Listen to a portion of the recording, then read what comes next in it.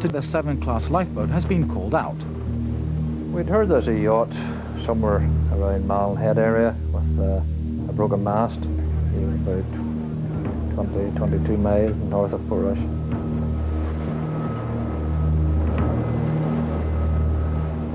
The crew knows something of the yacht's circumstances, and it doesn't sound too good for the 2-man crew on board. You see him?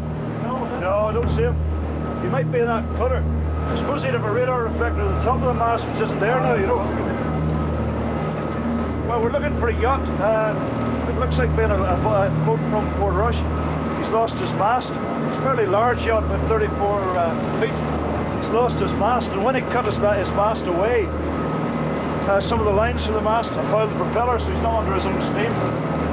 So we're looking for quite a low yacht in the water, and he's so low that it doesn't show well on radar, and his aerial would have been at the top of the mast, which is now gone, so it's very hard to raise him on aerial, on radio, on something like a handheld at such a distance.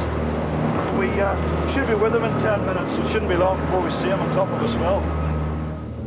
He was rather hard to pick up on radar that day because of the fact that his mast was broken and he was presenting a very low profile to the radar. So it was a matter of a couple of crew, the flying bridge again with binoculars. In fact, I think it was the crew that actually spotted him first before we picked him up on radar. I think I have something there, Warren. Robin, up on the flying bridge, continues taking the boat in the direction of the stranded yacht. There's a turn up there. I'm nearly sure I can see something just to the right of the lighthouse. White boat, I'm sure it's a boat now. Portrush Lifeboat 16, please, over. Then there's a message from the yacht. Hello, Portrush Lifeboat, this is the yacht's airship. Over. We haven't, please. We haven't, please. Hello, Portrush Lifeboat, we can see you coming in. We can't receive any message from you, but maybe you can hear this. Over. When we got up to the casualty, we discovered that they, during the time that we'd been travelling towards them, that they already had managed to cut away all the rigging. So they had done a very good job. You know, they obviously knew what they were doing. They'd done well. Do you think the mast might still be on the rope that's around the prop? I can't see when the line's going straight down. The mast might well be still attached to it, yeah. The mast and the rigging hadn't completely cleared the boat and was fouling the propeller. So we wanted to make sure that if we did tow them, it wouldn't maybe tow them under, and that it was safe to take them in tow, or whether they would rather have just come off and abandoned the vessel.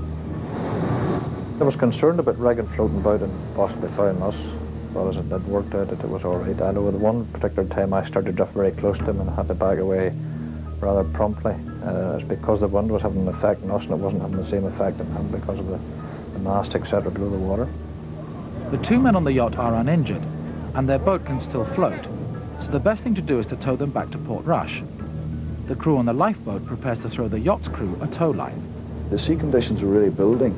It wasn't by any means rough, but Malin Head has notorious large rollers, and they could put a boat on her beam ends if they weren't careful. So they wanted to get them under tow so that they would be lying in the right attitude to the sea.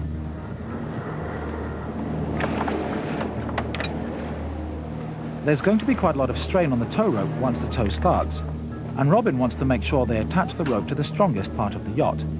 Ironically, it's the fixing where the mast has been broken away from. Make sure he puts it around the mast. With yachts, very often there's not much to tie a rope onto on the foredeck. Pleats and fittings can be rather on the flimsy side. But in this particular case, it was quite fortunate in that there was just about a foot of mast left sticking up above the deck, and this acted as a handy Samson post around which we could place the tow rope. Yeah, I think it looks like he's got it secured there, okay.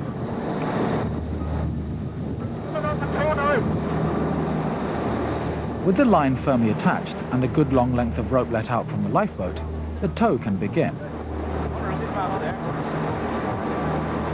The yacht's mast and rigging are dragging through the water underneath it, so the tow needs to be done very slowly. At this speed, it's going to take a long time to get back to Portrush. Robin thinks that cutting the rigging may release the mast and allow the tow to be done faster. His mast broke away from the boat, and the problem at the minute is the mast's still attached to the boat. So we're going to slow it very shortly when he's ready, and we're going to cut the mast away and let it go to the bottom. That's the plan anyway. How's it going to cut this rope and everyone's able to get on it before? Okay, Portrush lifeboat. I'm ready to try this now. It may not work, but it's working ever. Right, don't work. Don't work. Hey, Mark!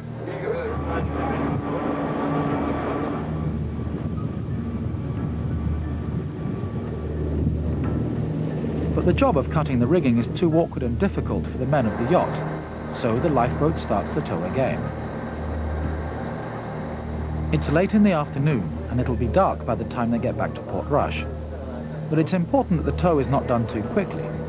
Any excessive strain on the yacht could cause more damage and put at risk the safety of the 2 men still on board.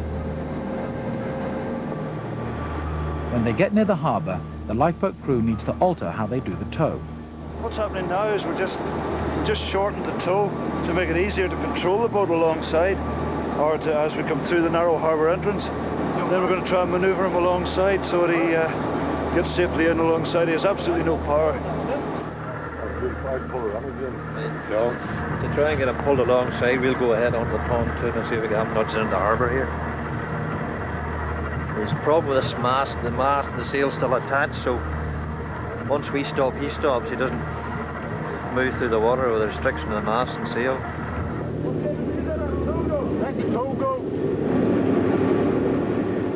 The rescue really went very well. We got out there very quickly, and again, the situation they were in, they needed help very quickly, and the Severn was up to the task. We were able to coordinate with them very well.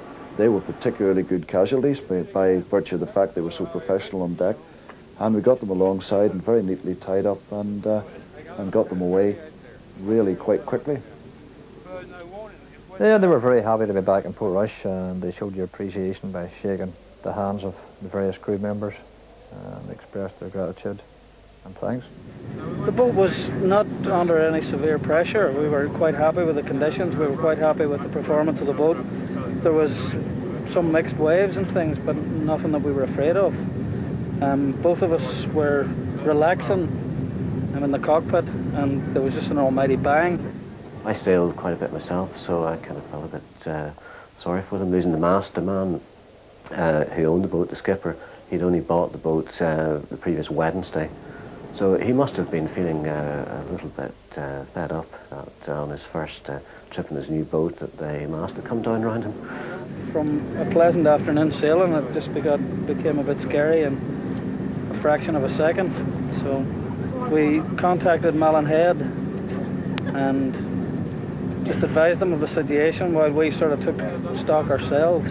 But having cut away all the rigging, we put the engine into gear and realised that some of the ropes had caught around the propeller when the mast collapsed.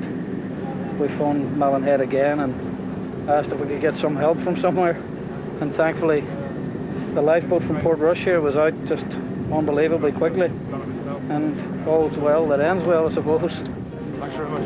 No problem. They rushed off the boat, came aboard, congratulated us, shook our hands and said thanks, which was nice because quite often that doesn't happen. And that may be because some casualties are embarrassed and maybe turn away from you because they don't like to meet face-to-face rescuers. But it was really nice that they actually did come aboard just quite so sharp to say thanks. Lovely day, lovely old sail. In the next episode, the old Arran lifeboat leaves Portrush for the last time.